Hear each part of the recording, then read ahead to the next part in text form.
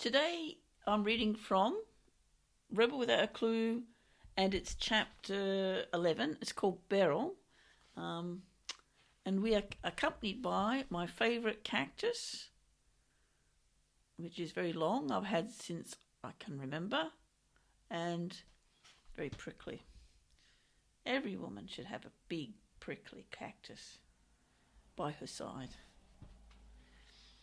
Beryl ordered, "Stop, now!" and the screen flickered, crackled, and slid into a slit in the ceiling. "Will that be all, Cernus?" said a soothing voice from the screen.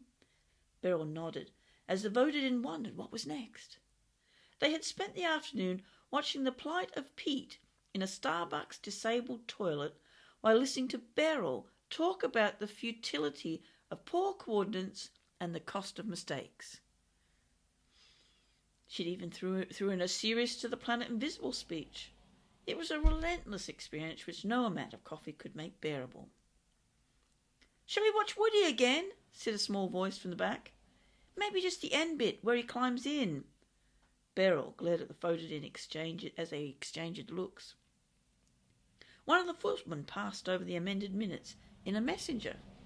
A messenger is like a mechanical envelope, and inspired by our many tomato sachets that you can't open, this is the same thing. "Is this the Fourth or the Fifth Amendment?" Beryl asked as the messenger was passed around the table. No one answered. It was, after all, an appeal to cover the extra cost of Pete's telespraying balls up. So telespraying is when people from Planet Hyman come here. And as I'll show you in the glossary, I'll just read it here if I can just find it. Telespray, to telespray, or telespraying. Inspired by Planet Hyman's first truly scientific woman who had a crush on Star Trek's Captain Kirk. She was an enthusiastic shower maker who designed a power shower so strong it moved women from inside the shower to outside. She saw the potential. For a while it was all the rage for the voted-in as they telesprayed from one shop to the next, frightening shop assistants until the shop assistants rebelled and started charging startle charges. Each voted-in had to read the messenger before Beryl did, and if they amended it, they had to explain why.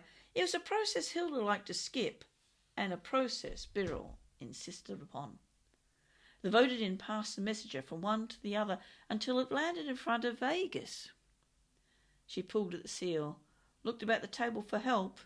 A few shrugged. Vegas, frustrated, pulled at a corner with her teeth.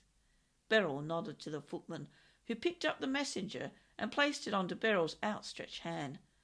Beryl lifted a nail file from her pocket.